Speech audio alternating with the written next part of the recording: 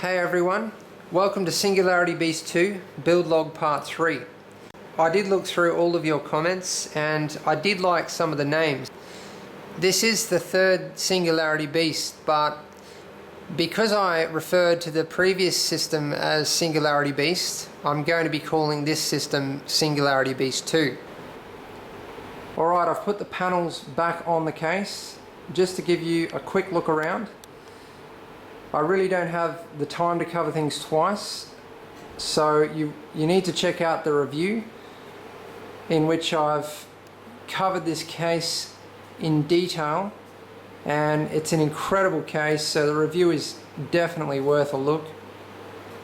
But yeah, I won't talk about much of it, I'll just give you a look around. So as you can see, the side panels are actually on hinges, which is, the best way to deal with such massive side panels. The panels, the case looks really heavy, but it's actually really light. I can easily lift it on my own, and all the panels are really light because it's a full aluminium construction, but it's quite thick. The outer panels are 1.6 millimeters, the inner panels are 2.3 millimeters. So yeah, it is on hinges, but all you need to do to remove the side panels is lift them up, and the top panel and front panel come off completely. You remove the front panel and yeah, that gives you access to all the screws to remove the 5.25 inch devices. Basically anything you've got installed in the front of the case, which can be, well, I've got an accessory for a triple radiator, a triple 120mm radiator, and I've also got the 5.25 inch devices in the top. I've got 4 spots for those. And on the right hand side I've got hard drive bays. Just to look around the back, you can see there is cutouts for water cooling tubing. That's just because Case Labs includes absolutely everything. They want to give you every option that they possibly can. So 10 expansion slots, 120mm fan in the back. There's a handle on the back to help you remove the motherboard tray. You can see there's 4 thumb screws to remove the motherboard tray. There's accessories to put hard drive bays on this side. I cover this in the review, but you can even install more radiators. There's different side panels. There's 3 types: a windowed, ventilated and solid. You can see I've got the windowed side panel on this side, the solid on the other. So this case fits 4 quad 120mm radiators, 1 in the floor, 1 on the roof on either side, by default, stock standard. Then with accessories you can get another 4 560s and another 360mm radiator.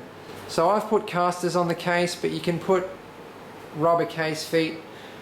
The reason why I used casters is because, once I've finished building into this case, with the size of the water cooling system and the amount of hardware that I'm going to be putting into it, it's going to be incredibly heavy, and I want anything to make it easier to move it around. Like, usually I don't like casters, I don't like the way they look, but something that I'm doing with this build is I want it to be a practical design. I actually don't care what it looks like as much as I care about its functionality. Okay, so I'm going for functionality over aesthetics. So I've removed the front panel and the top panel just to give you a look at how you can access mounting for the devices in the front of the case, as well as in the roof of the case. So I've got a radiator installed on one side. I'm actually just about to install the radiator on the other side. So I've got a quad radiator there, quad 120mm radiator there, so a 480, and I'm just about to install another 480 on the other side. You can see these devices here are what holds the front panel and top panel in place, and this is how the case comes by default, just with these panels to block out the roof.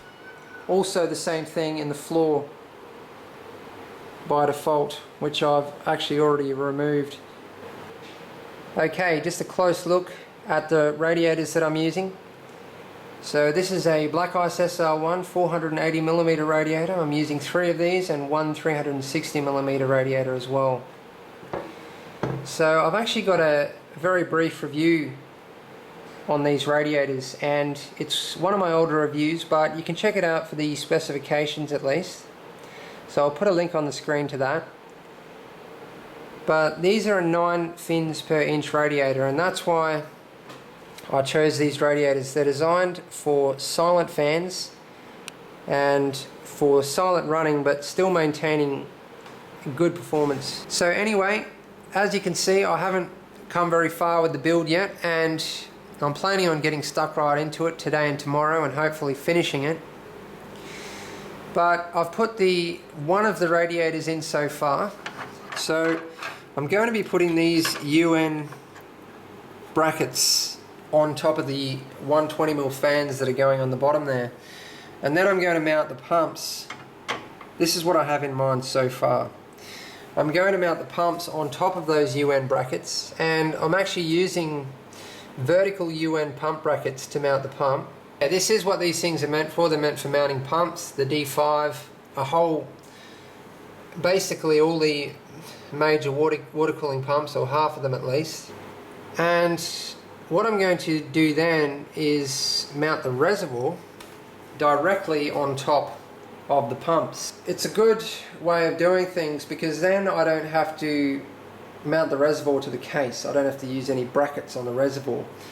It can actually just sit up here in the open and be held up by the pumps, because I'll put a solid metal fitting underneath the reservoir, and I can basically adjust the pumps where and how I want them. So I'll just give you a good look around this dual pump top and the 2 UN vertical pump mounts that I'm going to be using.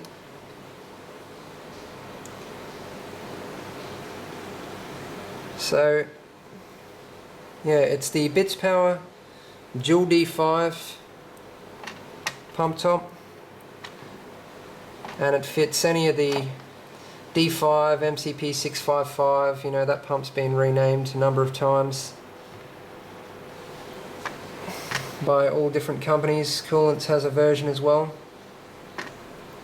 So you can see there's 2 plexi panels on the bottom there, or you know, transparent panels, and you can pull the bottom panel off and install LEDs in the base. So there it is, D5 top times 2, and you can see where the inlets and outlets are. They're also more on the top. So I really like these UN pump mounts. I haven't actually used these to date.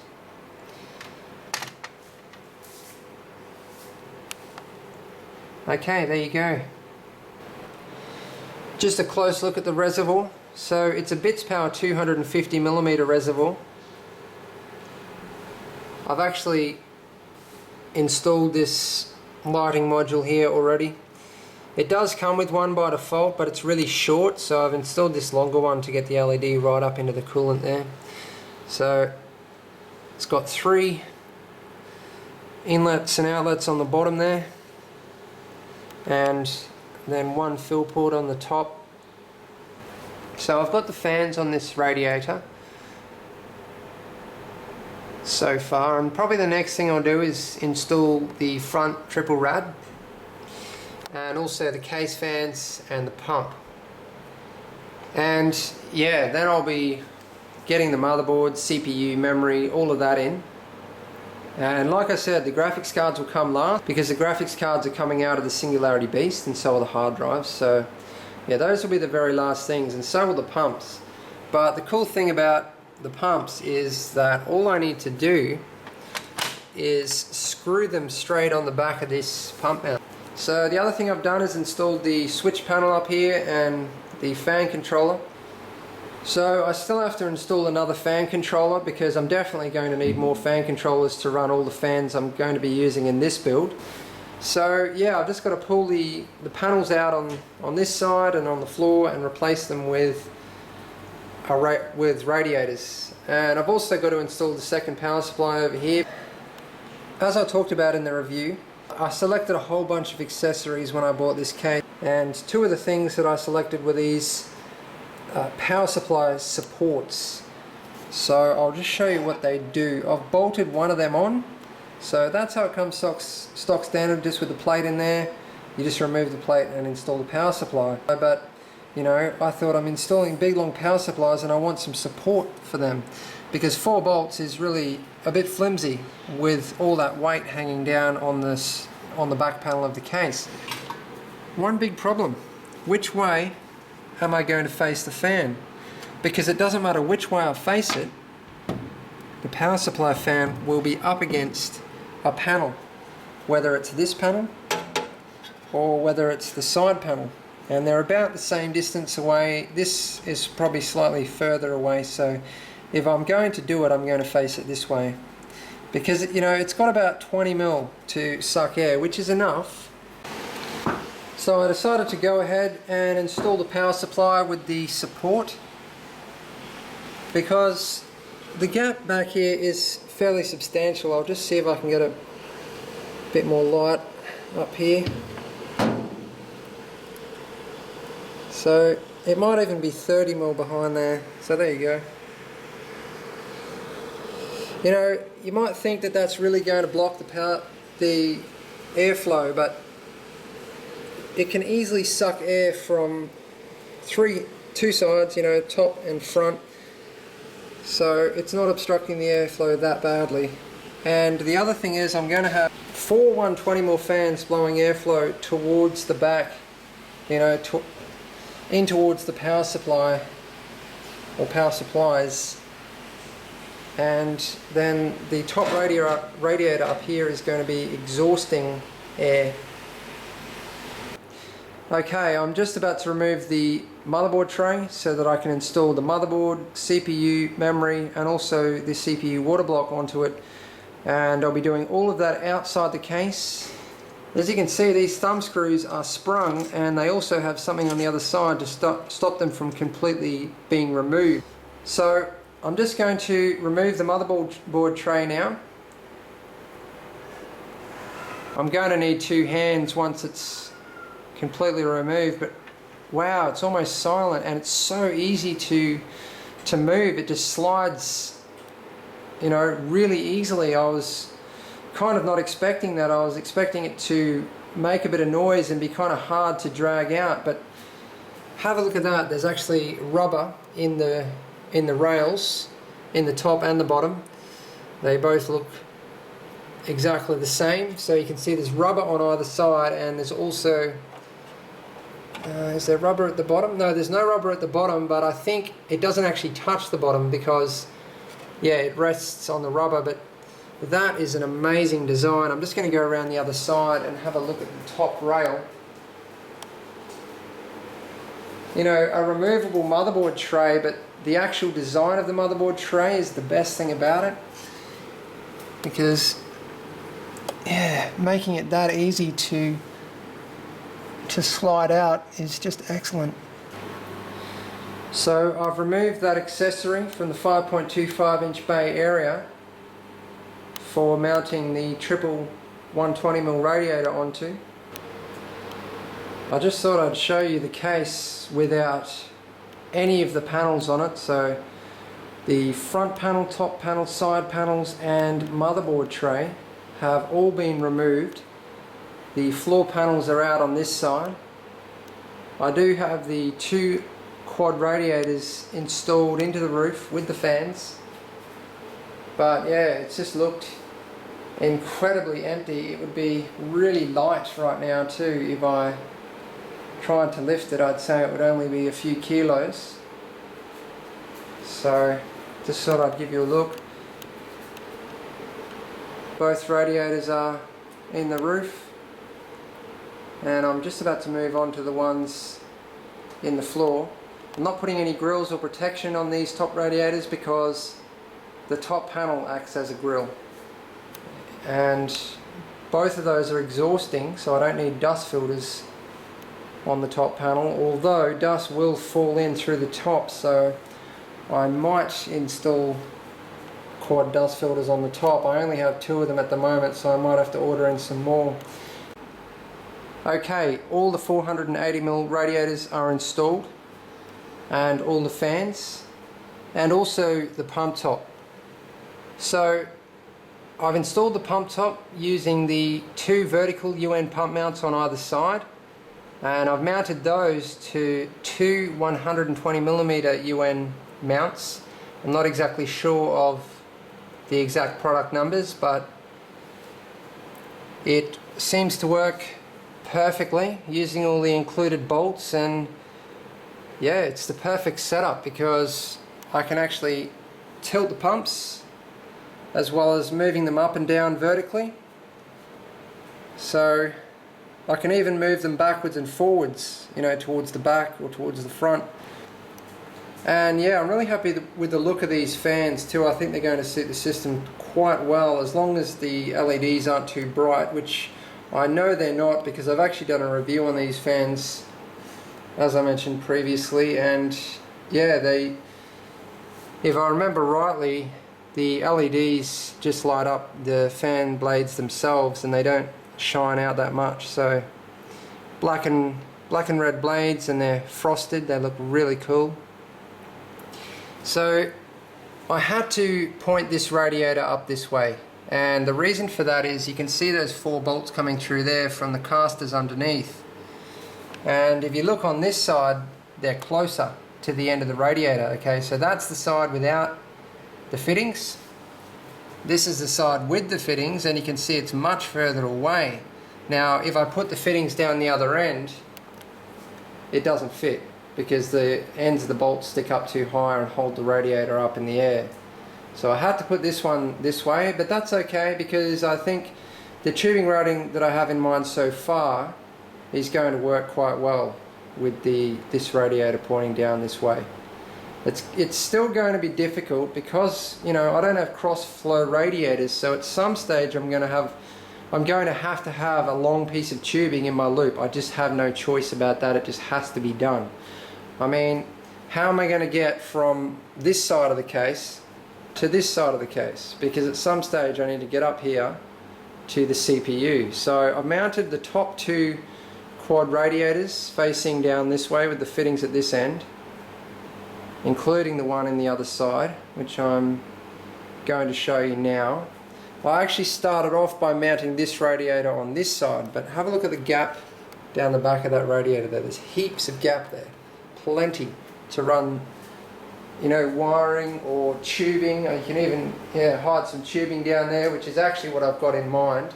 It's a bit late here, so I'm sorry about the lighting, and also one of my lights got knocked over and smashed today, so wasn't too happy about that. They're brand new lights.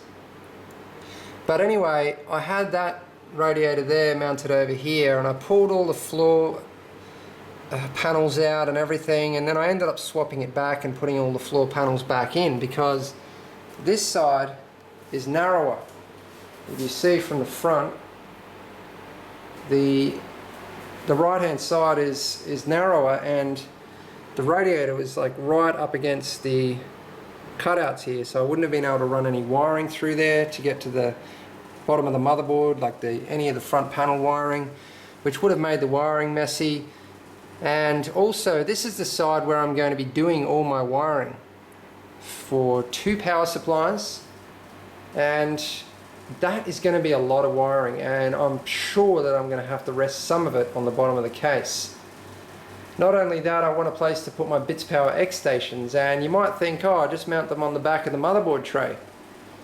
But the motherboard tray is removable, and I don't want to inhibit that in any way. Like, I don't want to have all my wires mounted on the back of the motherboard tray, preventing it from being removed, because then I'll have to basically rip apart all my wiring just to pull the motherboard tray out. And I really don't want that. This system, the whole way I'm planning this system is for it to be as practical as possible, which means, you know, easy maintenance and a whole lot of other things to make it, you know, a functional system. So anyway, the next thing to do is, yeah, the motherboard and the front radiator, the 360mm radiator. Okay, that sums up part 3 of the build log. Part 4 will continue straight on from where this one left off. I just need to again give a massive shout out to Case Labs, who has sponsored this build. Make sure you check out the link in the video description to their website.